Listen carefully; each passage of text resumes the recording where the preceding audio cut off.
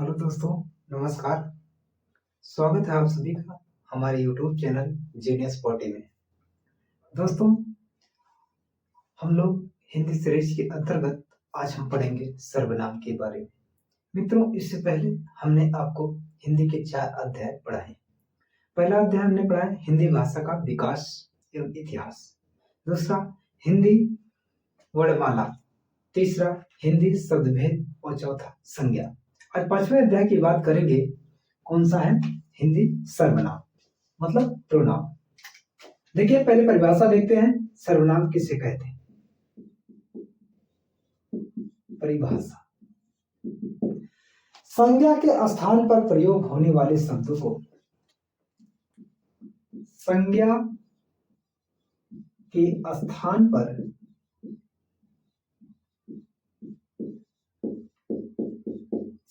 के स्थान पर प्रयोग होने वाले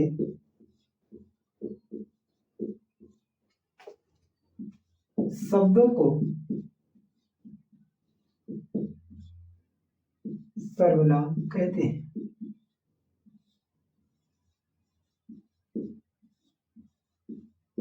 सर्वनाम कहते हैं। मित्रों, हम एक बात और कह सकते हैं, नोट या विशेष में, सर्वनाम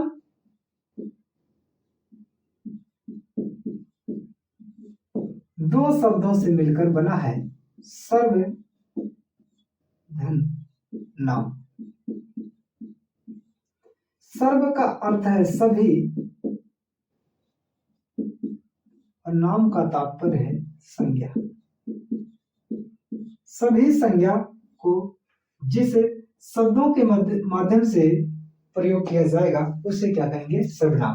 अर्थात संज्ञा के स्थान पर प्रयोग होने वाले शब्द को सर्वनाम कहते हैं। और सर्वनाम की आवश्यकता, सर्वनाम की आवश्यकता। मित्रों, सर्वनाम की क्या आवश्यकता है हिंदी व्याकरण में? तो ध्यान दीजिएगा, संज्ञा की वाक्य में संज्ञा की पुनरावृत्ति दोष को समाप्त करने हेतु सर्वनाम की आवश्यकता होती है। वाक्य में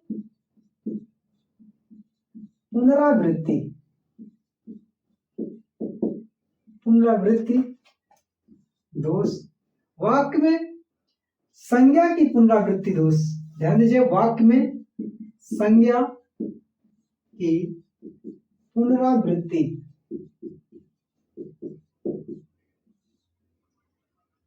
दोष को समाप्त करने हेतु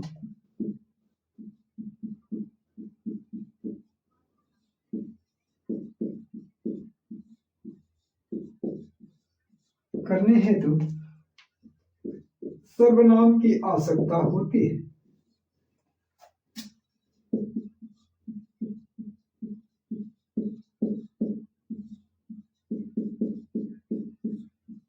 वाक्य में पुनरावृत्ति दोष को समाप्त करने हेतु सर्वनाम की आवश्यकता होती है। तो वाक्य में संज्ञा की पुनरावृत्ति होती कैसे? पहले आप समझ लीजिए सर्वनाम के उदाहरण। जैसे सर्वनाम के उदाहरण की अगर बात करें, जैसे हम, तुम,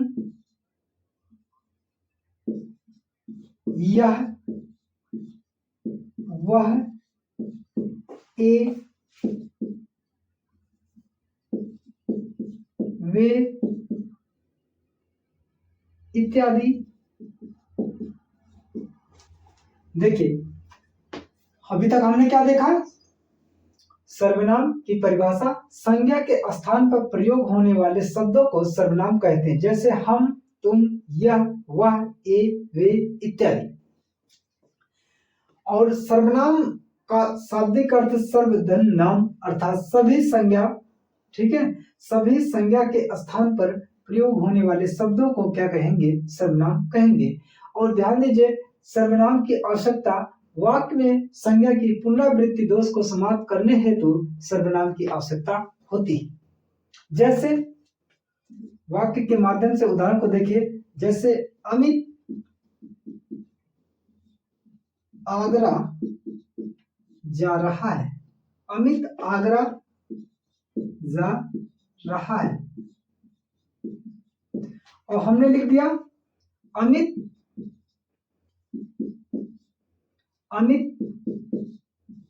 आगरा में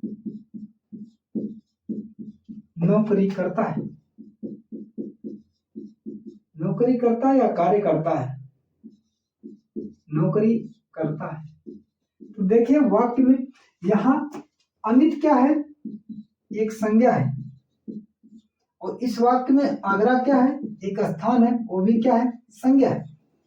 और ध्यान दीजिए अमित आगरा जा रहा, पुनः हमने क्या कहा? अमित आगरा में नौकरी करता है, यानी ये संज्ञा की पुनरावृत्ति दोष है। ये संज्ञा की पुनरावृत्ति दोष है। और इसी संज्ञा की पुनरावृत्ति दोष को समाप्त करने के लिए हम क्या करेंगे? सर्वनाम को प्रयोग करेंगे। जैसे अमित आगरा जा रहा है।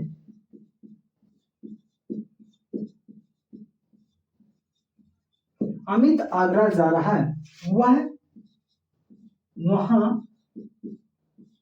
नौकरी करता है।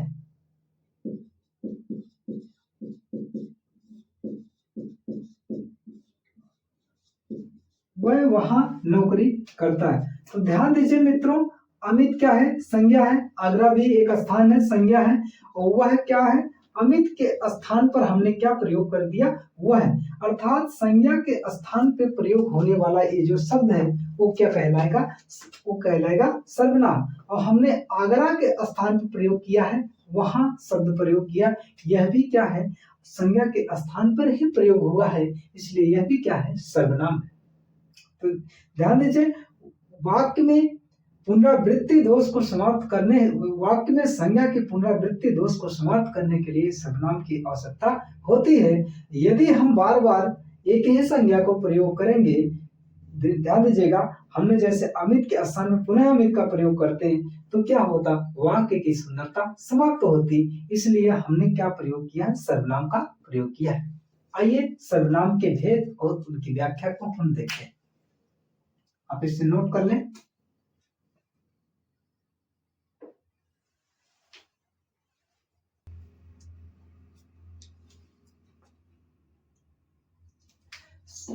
हिंदी व्याकरण में सर्वनाम के कुल 6 भेद होते हैं। ध्यान दीजिए, सर्वनाम के भेद कुल 6 भेद।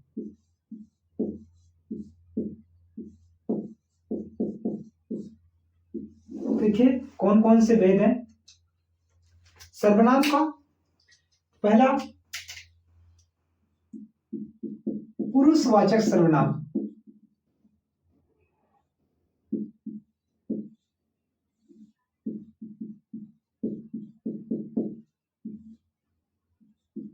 दूसरा निश्चयवाचक सर्वनाम।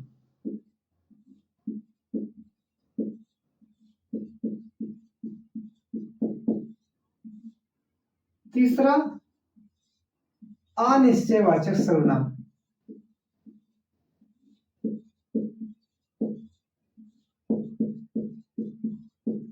अनिश्चयवाचक सर्वनाम। चौथा संबंधवाचक सर्वनाम।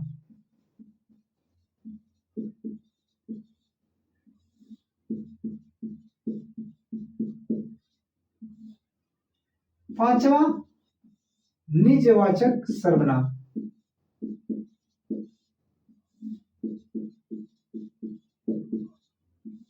और छठा है प्रश्नवाचक सर्वनाम। छठा कौन सा है? देखिए, संबंधवाचक सर्वनाम, उसके बाद प्रश्नवाचक सर्वनाम, उसके बाद निजवाचक सर्वनाम, और 6 है प्रश्नवाचक सर्वनाम।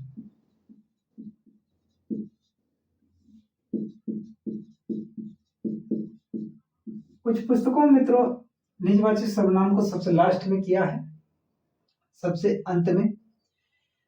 तो सर्वनाम के कुल कितने भेद हैं? 6 भेद हैं। कौन कौन से हैं? पुरुषवाचक सर्वनाम, निश्चयवाचक सर्वनाम, अनिश्चयवाचक सर्वनाम, संबंधवाचक सर्वनाम, और निजवाचक सर्वनाम और प्रश्नवाचक सर्वनाम। एक एक को हम लोग डिटेल में अब हम लोग पढ़ेंगे।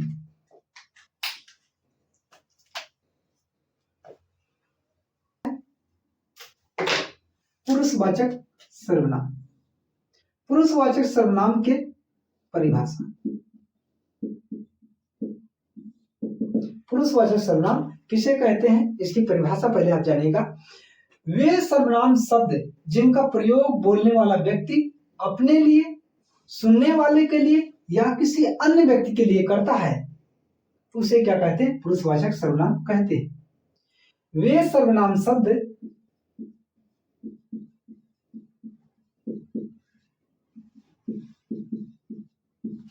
जिसका प्रयोग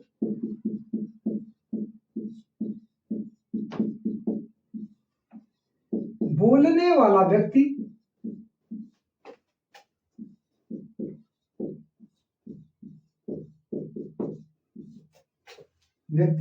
स्वयं के लिए अर्थात अपने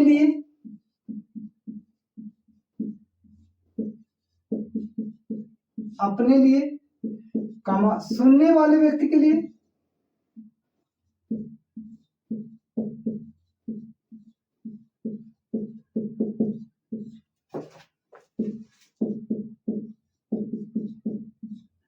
अपने लिए अथवा सुनने वाले व्यक्ति के लिए, अथवा किसी अन्य के लिए करता है।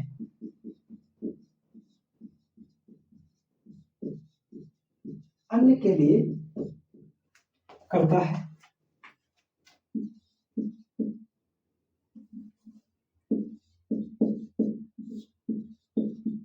किसी अन्य के लिए प्रयोग करता है,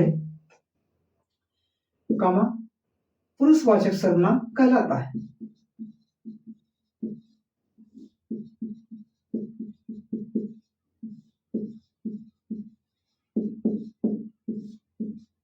पुनः एक बार सुने।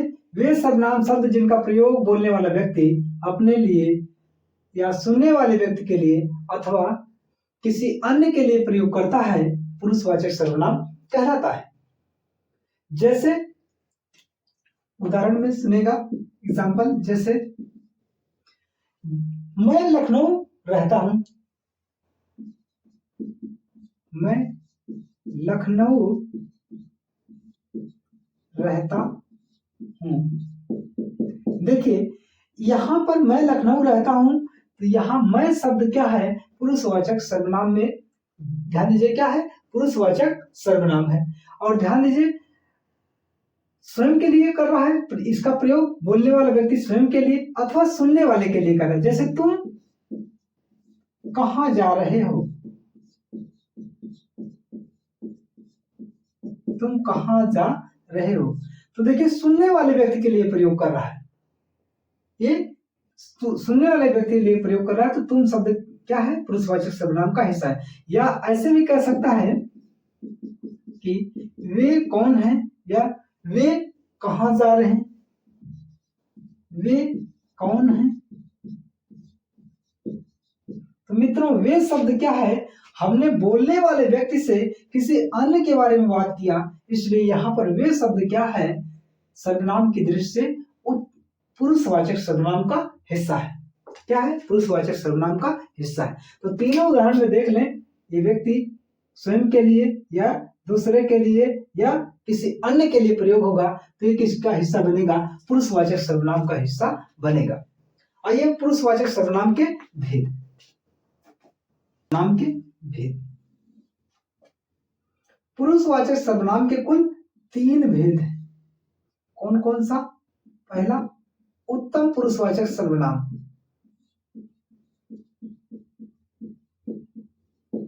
उत्तम पुरुषवाचक सर्वनाम।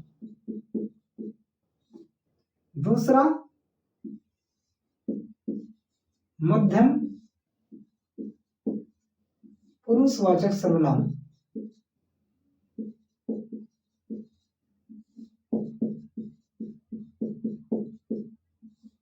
तीसरा, अन्य पुरुषवाचक सर्वनाम।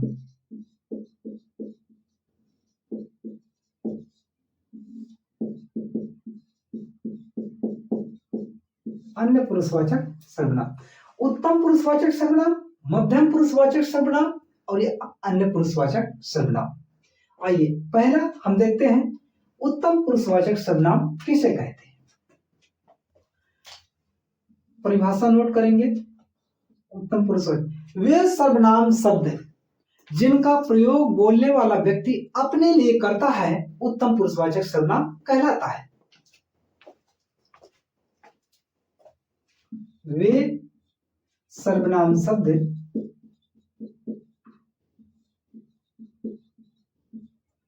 जिनका प्रयोग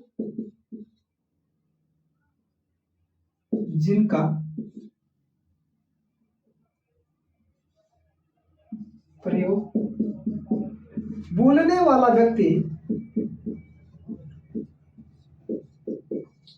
वाला व्यक्ति स्वयं के लिए करता है, अपने लिए, स्वयं के लिए मतलब अपने लिए करता है, जिनका प्रयोग बोलने वाला व्यक्ति अपने लिए करता है उत्तम पुरुषवाचक सर्वनाम कहलाता है। उत्तम पुरुषवाचक सर्वनाम कहलाता है।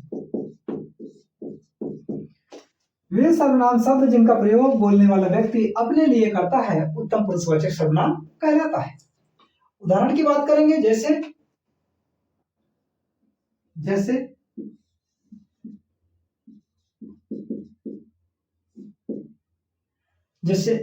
मैं, मुझे, मेरा, मुझको। ध्यान दीजिए, मैं, मुझे, मेरा, मुझको, ये क्या है? एक वचन उत्तम पुरुषवाचक सर्वनाम है। एक वचन उत्तम पुरुषवाचक सर्वनाम। और दूसरा, जैसे हम, हमें, हमारा, हमें, हमारा, हमको, हम, हमें, हमारा, हमको, हमारे।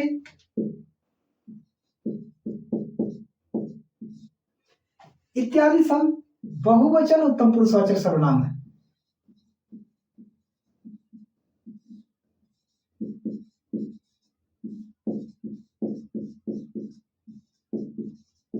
उत्तम पुरुषवाचक सर्वनाम। हम, हमें, हमारा, हमको, हमारे, ये उत्तम पुरुषवाचक सर्वनाम के अधीन एक बहुवचन उत्तम पुरुषवाचक सर्वनाम का हिस्सा है। जैसे वाक्य के माध्यम से आपसे एग्जाम में पूछा जाता है, उदाहरण की बात करेंगे, जैसे ये कह दिया, मैं आप सभी गुरुजनों का बहुत सम्मान करता हूं। मैं आप सभी गुरुजनों का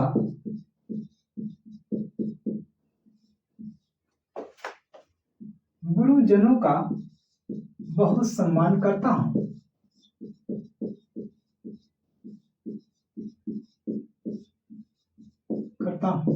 ये क्या है? यहां मैं शब्द कहने वाला व्यक्ति स्वयं के लिए प्रयोग कर रहा है, इसलिए यहां उत्तम पुरुषवाचक सर्वनाम है।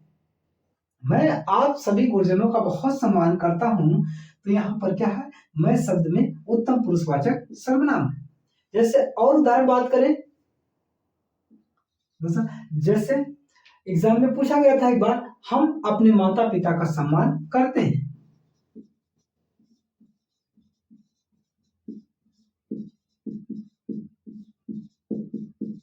हम अपने माता पिता का बहुत सम्मान करते हैं।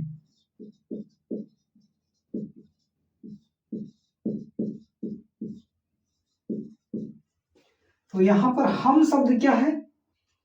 हम शब्द है सर्वनाम की दृष्टि से उत्तम पुरुषवाचक सर्वनाम है। जैसे और एग्जाम्पल की बात करें मित्रों, तो देखें, हमें बड़ों का आदर करना चाहिए।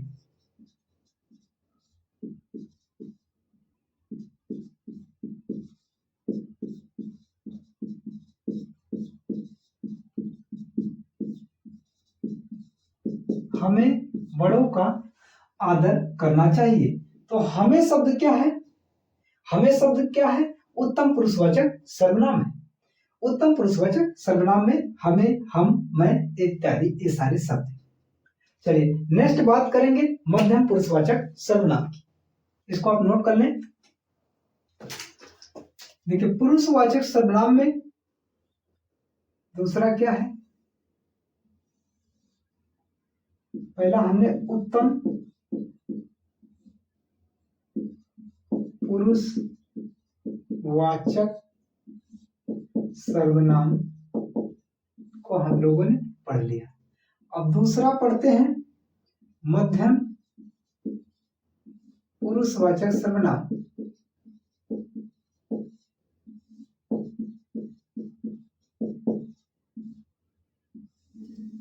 वे सर्वनाम सूचक शब्द जिनका प्रयोग बोलने वाला व्यक्ति सुनने वाले के लिए करता है। वे सर्वनाम शब्द जिनका प्रयोग बोलने वाला व्यक्ति सुनने वाले व्यक्ति के लिए प्रयोग करता है, मध्यम पुरुषवाचक सर्वनाम कहलाता है। परिभाषा नोट करेंगे। वे सर्वनाम शब्द जिनका प्रयोग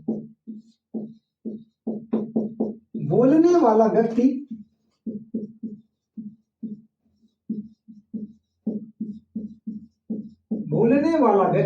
मित्रों, वे सर्वनाम शब्द जिनका प्रयोग बोलने वाला व्यक्ति सुनने वाले व्यक्ति के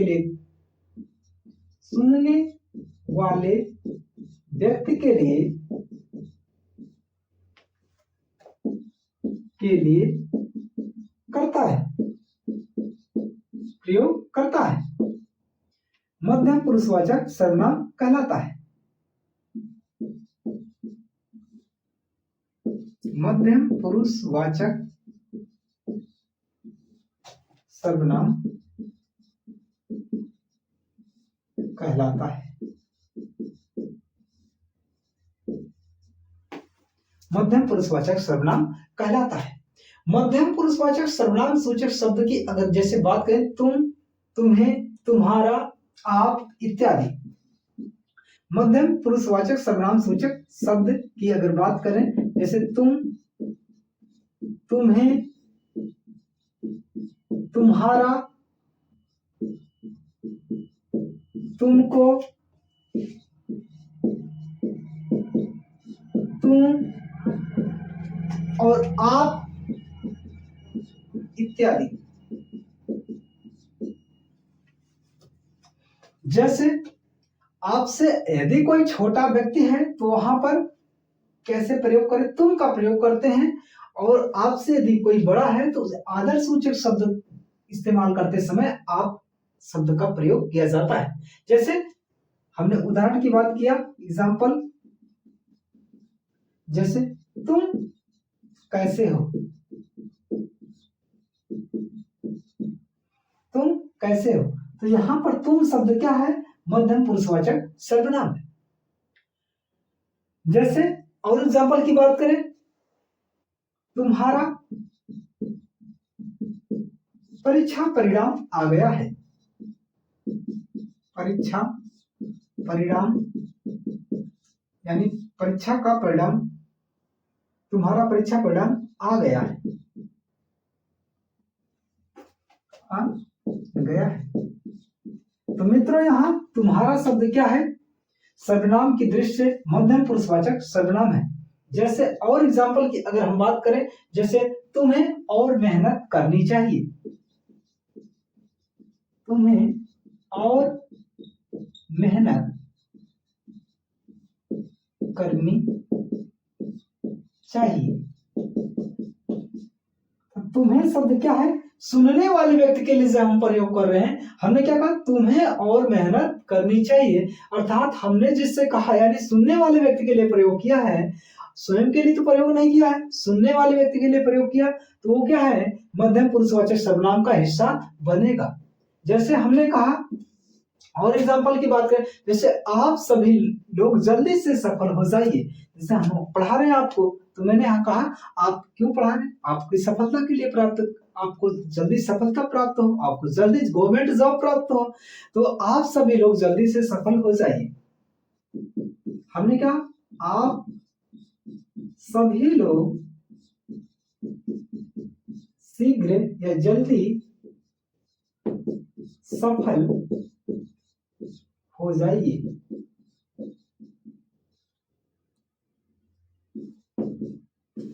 आप सभी लोग जल्दी सफल हो जाओ या हो जाइए, हो जाओ। तो यहाँ आप शब्द व्याकरण की दृष्टि से क्या है, मध्यम पुरुषवाचक सर्वनाम का हिस्सा है, क्योंकि सुनने वाले व्यक्ति के लिए प्रयोग किया जा रहा है। ठीक है मित्रों, आप सिर्फ इतना ही दिमाग लगाइएगा कि सुनने वाले व्यक्ति के लिए जो प्रयोग किया गया है वह सर्वनाम मध्यम पुरुषवाचक सर्वनाम कहलाएगा। इसके बाद हम बात करते हैं, हमने देखो मित्रों, हमने मध्यम पुरुषवाचक सर्वनाम को पढ़ लिया। अब तीसरा है अन्य पुरुषवाचक सर्वनाम।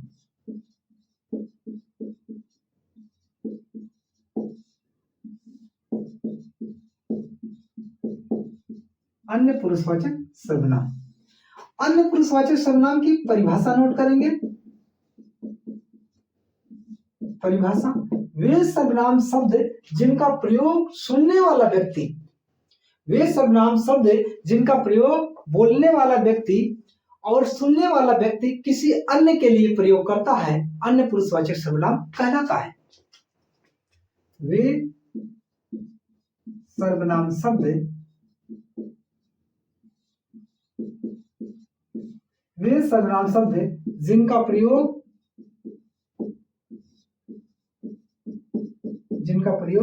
बोलने वाला व्यक्ति कमा और सुनने वाला व्यक्ति, बोलने वाला व्यक्ति और सुनने वाला व्यक्ति,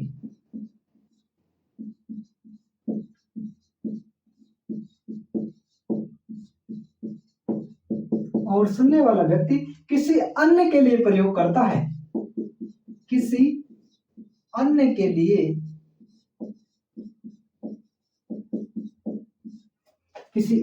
लिए प्रयोग करता है, कमा अन्य पुरुषवाचक सर्वनाम कहलाता है। अन्य पुरुषवाचक सर्वनाम कहलाता है। जैसे एग्जाम्पल की बात करें, अन्य पुरुषवाचक सर्वनाम के अगर बात करें उदाहरण की,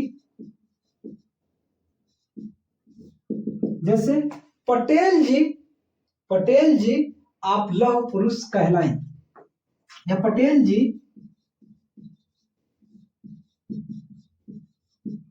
लौह पुरुष कहलाएं। तो यहाँ पर पटेल जी में क्या है, ध्यान दीजिए, अन्य पुरुषवाचक सर्वनाम है, क्योंकि हमने कहा किसी अन्य व्यक्ति से किसी अन्य के लिए, हमने कहा किसी सुनने वाले व्यक्ति से किसी अन्य के बारे में। तो यहाँ पर जो अन्य के लिए कहा गया वो क्या है, पटेल जी शब्द ये अन्य पुरुषवाचक सर्वनाम का हिस्सा है। जैसे हमने एक और एग्जाम्पल की बात की, जैसे गांधी जी ने केसर ए हिंद की उपाधि धारण किया। गांधी जी ने केसर ए हिंद, फर्स्ट वर्ल्ड वार के दौरान इन्होंने केसर ए हिंद की उपाधि धारण किया था। तो मैंने एग्जाम्पल बना दिया, गांधी जी केसर ए हिंद की उपाधि धारण किए। तो यहाँ पर क्या है, गांधी जी शब्द में कौन सा सर्वनाम है, तो यहाँ पर कौन सा सर्वनाम है, ये अन्य पुरुषवाचक सर्वनाम है।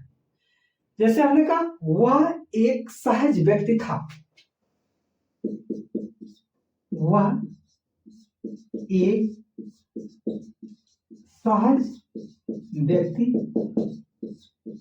था। तो वह क्या है, अन्य पुरुषवाचक सर्वनाम का हिस्सा है। ठीक है, जैसे हमने एक और एग्जांपल की बात करें मित्रों, भगत सिंह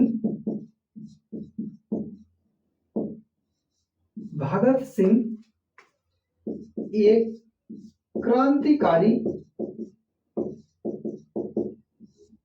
क्रांतिकारी व्यक्ति थे,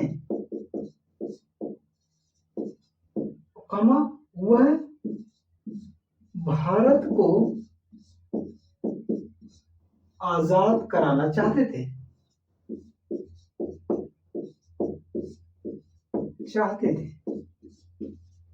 हमने देखे बोलने वाला वक्ता जो है, एक श्रोता जो सुनने वाले व्यक्ति से किसी अन्य के बारे में प्रयोग कर रहा है, तो इसलिए भगत सिंह के स्थान पर आने वाला शब्द जो वह है, वह क्या है, एक देखिए वह शब्द क्या है, एक अन्य पुरुषवाचक सर्वनाम है।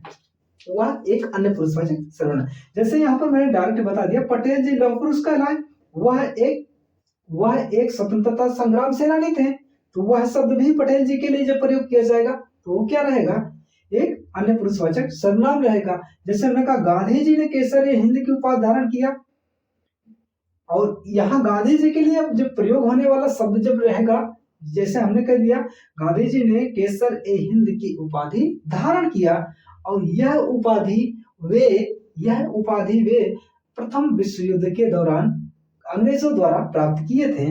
तो यह उपाधि वे शब्द क्या हो गया, महात्मा गांधी के लिए क्या हो जाएगा, अन्य पुरुषवाचक सर्वनाम कहलाएगा। जैसे हमने डायरेक्ट लिखा वह एक सहज व्यक्ति था, तो वह शब्द क्या रहेगा, अन्य पुरुषवाचक सर्वनाम का हिस्सा है। और जैसे भगत सिंह एक क्रांतिकारी व्यक्ति थे, और भगत सिंह के लिए हमने प्रयोग किया वह शब्द, तो कहने वाला व्यक्ति सुनने वाले व्यक्ति से किसी अन्य के लिए प्रयोग किया है, तो इसलिए अन्य पुरुषवाचक सर्वनाम का हिस्सा रहेगा। ठीक है मित्रों, आप इसे नोट करेंगे। इसके बाद संज्ञा के अन्य भेदों की हम चर्चा करेंगे।